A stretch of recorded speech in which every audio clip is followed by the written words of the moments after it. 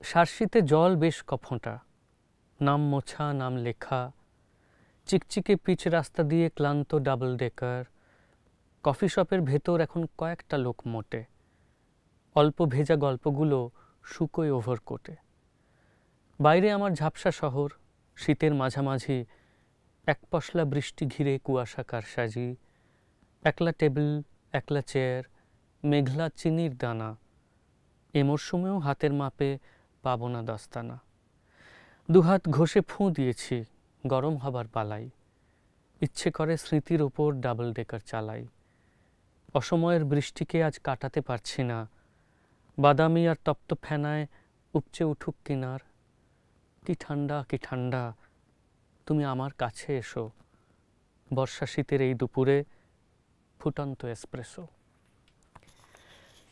চলে এসেছি কবিতার আড্ডাঘরে ডাকবাংলা.com-এর এই পাতায়, যেখানে আমি আছি, আছে কবিতা, আছে কবিতাকে ঘিরে আড্ডা, আর অবশ্যই যারা ছাড়া এই আড্ডা অর্থহীন তারা আছেন, মানে আপনারা। প্রথম লেখাটা শুনেই নিশ্চয়ই আপনারা বুঝেছেন যে আজ কফির চারপাশে ঘোরাফেরা করব। কফির গন্ধে মেতে থাকা আমার যেসব লেখা, তাদের কয়েকজনকে শোনাবো আপনাদের। আসলে সত্যি বলতে কি, কবিতা এমন একটা বিষয় যা বানিয়ে লেখা যায় না। অনেকে মৃদু অভিমান বা অভিযোগের স্বরে কখনো কখনো আমাকে প্রশ্ন করেন, আপনার কবিতায় এতবার কফির কথা আসে কেন? সত্যি বলতে কি, তার কারণ আমার সারা দিনে অনেকবার কফি আসে। বর্ষা, শীত, গ্রীষ্ম, বসন্ত, মন খারাপ, মন ভালো, সংকট, উচ্ছ্বাস, কফির বিরাম নেই। ফলে নানা ধরনের কফির মধ্যে যেতে যেতে নানা ধরনের কবিতাকে আমি খুঁজে পেয়ে যাই। এই লেখাটার নাম ইচ্ছে ছিল। তীরতীর্ষে জ্যান্ত নদী, হলদে সবুজ জঙ্গল, ছটফটে মেয়ে ফড়িং ধরছে, নাম কি দিলি? তিস্তা। ঝড়ের মতো মাথায় ঢোকে বাতিল অনুষঙ্গ, একটা সময় ছিল দুজন কারণ ছাড়াই ভিজতাম। অল্প ছোট গল্প হতো, কে জানে কি ভাবতিস, হেডটেলের তোয়াক্কা ছাড়াই ছুঁড়েছিলাম সিক্কা। সে আর নিচে নামলই না, কি আশ্চর্য প্রাপ্তি, তার বদলে নামলো অসুখ, শেষ না হওয়া শীতকাল। কুয়াশা না ক্লোরোফর্ম, হঠাৎই সব নিস্তেজ। তাও ভেবেছি একদিন ঠিক তোর দরজায় আসব। হয়তো তখন আস্তে হাঁটি, কারণ লাগে ভিজতে। হয়তো চুলে পাক ধরেছে, হয়তো চোখে বাষ্প। বিষণ্ণতার বানান হয় না, ছেড়ে আসার রং কি? ফেরার পথে পাথর, ঘুম আছড়ে পড়ে ভাঙল। জানলা খোলা, নিচে শহর, ঠান্ডা নিথর কংক্রিট। কফি খাওয়ার ইচ্ছে ছিল তোর সাজানো বাংলোয়। আসলে কি জানেন, কফি তো শুধু একটা পানীয় নয়, নেশার বস্তু নয়। কফি আমার কাছে অন্তত এক ধরনের জীবনযাপন। এক কাপ কফি, দু কাপ কফি নিয়ে তর্কের পর তর্ক চলেছে কতদিন। চলেছে বন্ধুত্ব, গড়ে উঠেছে সম্পর্ক, মেতে উঠেছি আমরা সকলে, আর মাঝে সেতু তৈরি করেছে কফি। প্রেমই বা কী করে বাদ যায় কফির হাতছানি থেকে। Cafe corner. শুনছি তুমি এই শহরে 2-4 দিনের অফিস ট্যুর। তোমার কাজের জায়গা থেকে আমার পাড়া অনেক দূর। মাঝেই কোথাও বসা যায় না? দেখা হয়নি বছর 5। ছোট্ট টেবিল, অল্প কথা, হালকা দুটো কফির আঁচ। বৃষ্টিতে সব সার্সি ভেজা। কফির কাপে এক চুমুক, নকশা তোলে খয়েরি ধোঁয়া, নীলচে আগুন জ্বালায় বুক। সেই যেখানে কলেজ কেটে বিকেলগুলো পাল্টাতাম। মনে পড়ছে, এখন কিন্তু একটা কফির অনেক দাম। সে নয় হলোই, এক জীবনে দাম মেটাতে কে পারে। 4টে নাগাদ থাকবো আমি, আসবে ক্যাফে কর্নারে।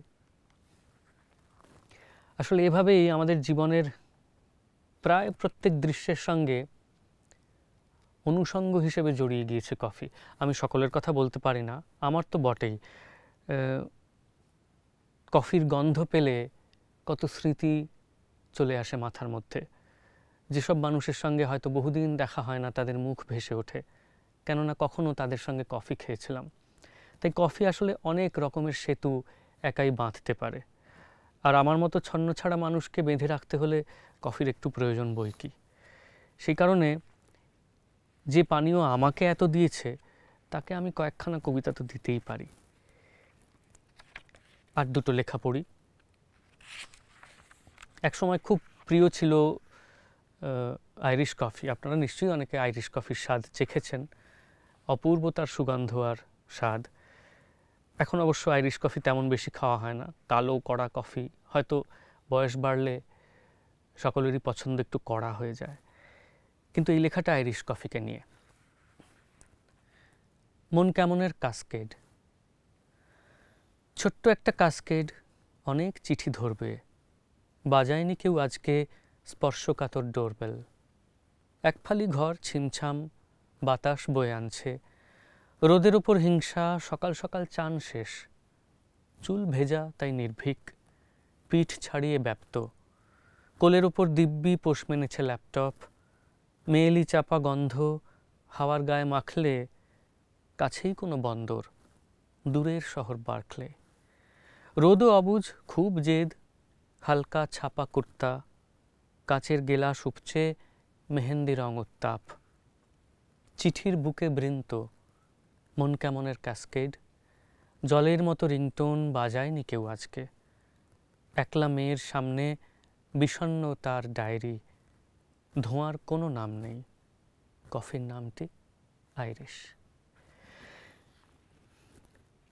আরও কি হয়, যখন কাজের সূত্রে দেশের নানা জায়গায় বা দেশের বাইরে যেতে হয়, খুব দৌড়ঝাঁপ করতে হয় আমাদের অনুষ্ঠানের খাতিরে। এক শহরে অনুষ্ঠান শেষ করে কোনো রকমে খাওয়া দাওয়া করে ব্যাগপত্র গুছিয়ে গাড়িতে বা ট্রেনে উঠে পড়া, হয়তো সারা রাতের সফর হাইওয়ে দিয়ে, ভোরবেলা কি সকালবেলা অন্য শহরে পৌঁছানো, সেখানে সন্ধেবেলা আবার অনুষ্ঠান, অনেক সময় এমন করতে হয়। তো সেই সব নিঃসঙ্গ হু হু হাইওয়েতে সঙ্গ দিত টিমটিমে আলো জ্বলা ক্যাফে শপ। সেই রকম একটা রাস্তা নিয়ে একটা লেখা, তোমাকে শেষ চিঠি। ঘুমে ঝগড়ায় ঘুমে ছেড়ে তো এলাম বরফের মরশুমে। এখনো তোমার ওভারকোটের কাছে আদরের মতো কি একটা লেগে আছে। ও নিয়ে ভেবো না, উইকেন্ডের রাতে আমাকে যদি বা নাও মনে পড়ে তাতে বিস্ময় নেই। হাইওয়ে আছে শুধু, ছেড়ে আসা যত তার চেয়েও বেশি ধুধু। মাঝে টিমটিম দোকানপাটের বাতি, ছেড়ে তো এলাম বয়সের বর্ষাতি। এখনো ওখানে সামান্য বিনিময়ে দুজনের ঠোঁট রাখা যায় একই স্ট্রয়ে। একা যদি যাও কখনো ড্রাইভে, কিনো হাইওয়ে থেকে মাঝরাতে ক্যাপুচিনো। যেখানেই যাই না কেন সেখানকার স্থানীয় কফি আমি চেখে দেখি, এটাও আমার একটা নেশা। ফলে অনেক রাজ্যের, বেশ কিছু দেশের কফি এখনও মুখে স্বাদ হয়ে লেগে আছে। সেই গন্ধ যদি কোথাও পেয়ে যাই, সেই সব দেশে সেই সব শহরে ঘুরে বেড়ানোর স্মৃতিগুলো টাটকা হয়ে ওঠে। যেমন টাটকা হয়ে ওঠে এক বৃষ্টির বিকেলের স্মৃতি, যে স্মৃতিতে কফি আমাকে বড্ড সঙ্গ দিয়েছিল, নইলে যে কী হতো কে বলতে পারে। সেই কবিতা দিয়েই আজকের কবিতার আড্ডাঘর শেষ করব।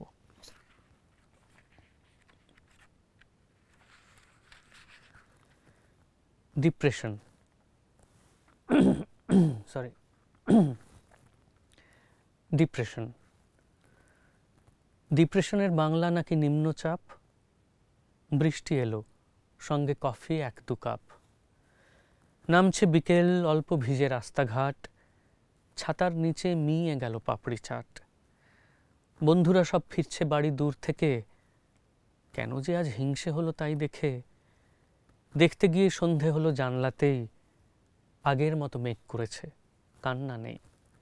কেবল মুঠোয় বন্দি কফির একলা কাপ। ডিপ্রেশনের বাংলা জানি, মন খারাপ। সলিল চৌধুরীর কথা ধার করেই বলতে ইচ্ছে করছে, আজ তবে এইটুকু থাক, বাকি কথা পরে হবে। শিগগির দেখা হবে বন্ধুরা ডাকবাংলা.com-এর পাতায় আমার কবিতার আড্ডাঘরে।